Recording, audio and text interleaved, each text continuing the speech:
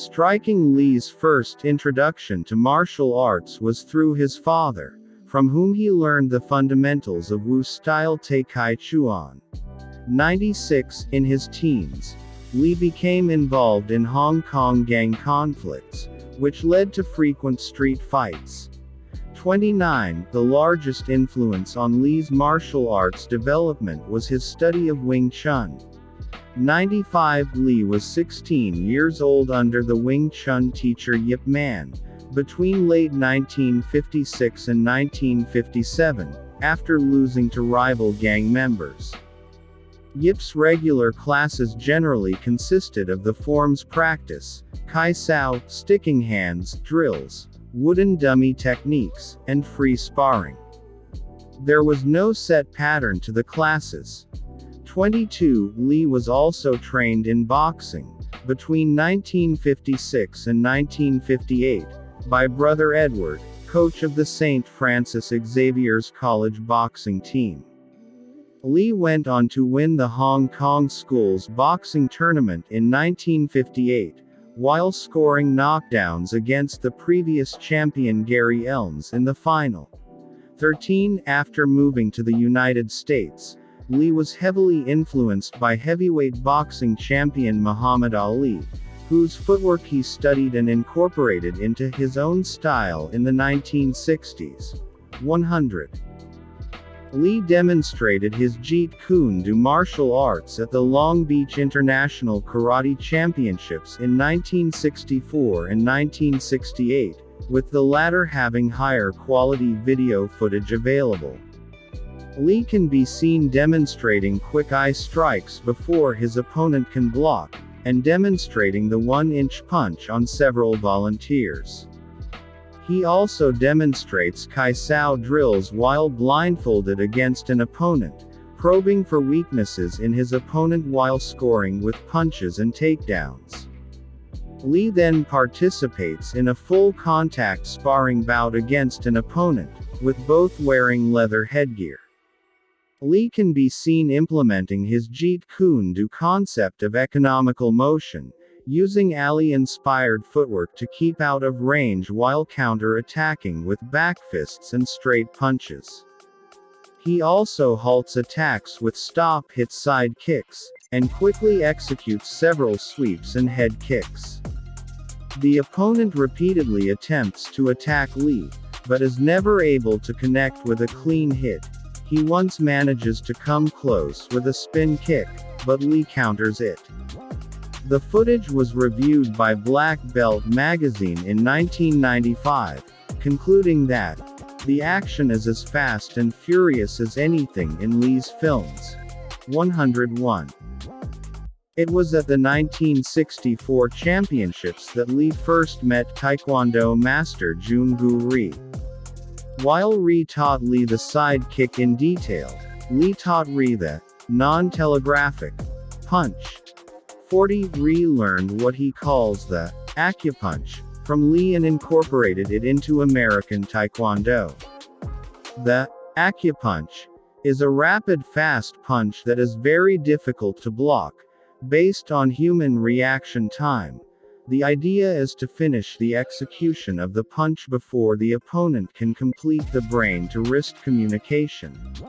102. Li also commonly used the oblique kick, made popular much later in mixed martial arts. 103. It is called the Jeet Tek, stop kick, or intercepting kick, in Jeet Kune Do.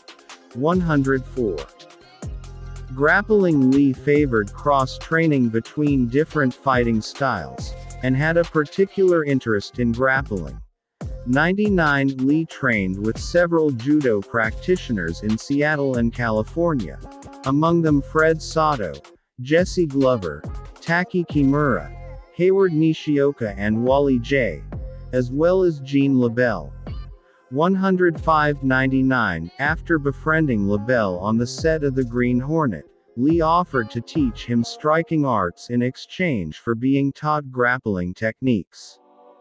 LaBelle had also been taught catch wrestling by prestigious grapplers Lou Thesz and Ed Lewis, and notable techniques of both judo and catch wrestling can be seen in Lee's Tao of Jeet Kune Do. 97-106. According to Glover, Lee only found judo ineffective at the action of getting hold of the opponent. 99. While in Seattle, Lee himself developed anti-grappling techniques against opponents trying to tackle him or take him to the ground. Glover also recalled Lee definitely would not go to the ground if he had the opportunity to get you standing up. 99. Nonetheless, Lee expressed to LaBelle a wish to integrate judo into his fighting style. 99. Although Lee opined grappling was of little use on action choreography because it was not visually distinctive. 106. He did showcase grappling moves in his own films, such as Way of the Dragon, where his character finishes his opponent Chuck Norris with a neck hold inspired by LaBelle. 97. And Enter the Dragon, whose prologue features Lee submitting his opponent Sammo Hung with an armbar. 99. 107. Lee was also influenced by the training routine of the Great Gama, an Indian Pakistani Pelwani wrestling champion known for his grappling strength. Lee incorporated Gama's exercises into his own training routine. 108. Street fighting. Another major influence on Lee was Hong Kong's street fighting culture in the form of rooftop fights.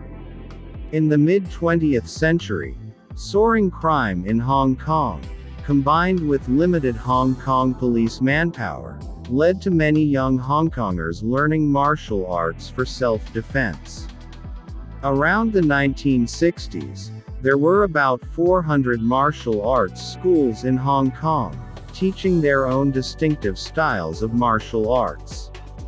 In Hong Kong's street fighting culture, there emerged a rooftop fight scene in the 1950s and 1960s, where gangs from rival martial arts schools challenged each other to bare-knuckle fights on Hong Kong's rooftops, in order to avoid crackdowns by British colonial authorities. Lee frequently participated in these Hong Kong rooftop fights, and combined different techniques from different martial arts schools into his own hybrid martial arts style. 109. When Lee returned to Hong Kong in the early 1970s, his reputation as the fastest fist in the East routinely led to locals challenging him to street fights.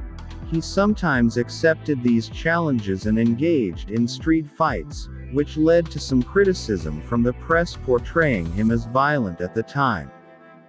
Fitness. At 172 centimeters, 5 feet 8 in, and weighing 64 kilograms, 141 pounds, at the time, 111. Better source needed. Lee was renowned for his physical fitness and vigor, achieved by using a dedicated fitness regimen to become as strong as possible. After his match with Wong Jack Man in 1965, Lee changed his approach toward martial arts training. Lee felt that many martial artists of his time did not spend enough time on physical conditioning.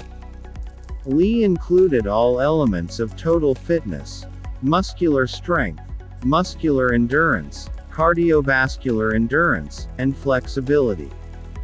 He used traditional bodybuilding techniques to build some muscle mass, though not overdone, as that could decrease speed or flexibility. At the same time, with respect to balance, Lee maintained that mental and spiritual preparation are fundamental to the success of physical training in martial arts skills. In Tao of Jeet Kune Do he wrote, according to Linda Lee Cadwell, soon after he moved to the United States, Lee started to take nutrition seriously and developed an interest in health foods, high-protein drinks, and vitamin and mineral supplements. He later concluded that achieving a high-performance body was akin to maintaining the engine of a high-performance automobile. Allegorically, as one could not keep a car running on low-octane fuels, One could not sustain one's body with a steady diet of junk food, and with the wrong fuel, one's body would perform sluggishly or sloppily. 113. Li also avoided baked goods and refined flour, describing them as providing empty calories that did nothing for his body.